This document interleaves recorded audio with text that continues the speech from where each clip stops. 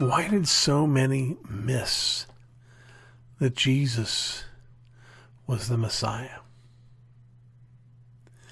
There is a real propensity among Bible-believing Christians to look down our noses at those first century Jews who imagined that the Messiah to come would be a great political leader who would overthrow Rome and set God's people free, which just goes to show you how prideful and foolish we can be. One of the reasons why people thought that the Messiah would be a political revolutionary is because the predictions about the Messiah included predictions about conquest of despots. Read through Psalm 2 and you'll understand very quickly. Read Psalm 110. You'll understand very quickly where these ideas came from. They came out of the Bible. But even those who watched Jesus and watched him minister still seem to have that same mistake. Why did they think of Jesus as a political revolutionary? Well, the reason for that is that Jesus was, among other things, a political revolutionary. He is and was intent on changing the world, in bringing all things and all men everywhere under subjection. When Jesus said to Pilate that his kingdom is not of this world, he didn't say it's somewhere else, it's invisible, it's unseeable. The distinction Jesus was making between the kingdoms of this world and his kingdom was not found in its geography, where it existed, but rather in its armaments. My kingdom is not of this world, or else my servants would fight. Well, what happened? His servants do fight, but not with carnal weapons. The weapons of our warfare are spiritual. And we change the world through fulfilling the Great Commission.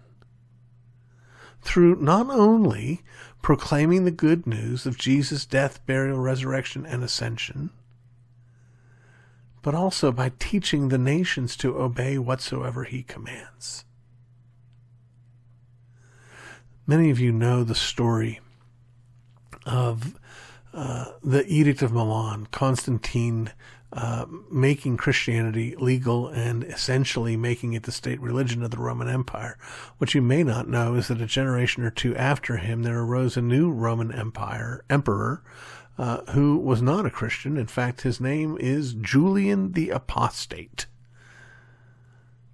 But Julian the Apostate, on his deathbed, even he who tried to turn back Rome to its pagan ways, recognized that Jesus had won. In fact, his dying words were, "Thou hast conquered, O pale Galilean." Yeah, he knew he lost. Jesus is most certainly intent on rescuing us from the judgment of God for our sins. No question about it. And Jesus, in many ways, rejects most of the ideas that make up what we call the social gospel. But that doesn't mean that his gospel is not social. We make the exact opposite mistake.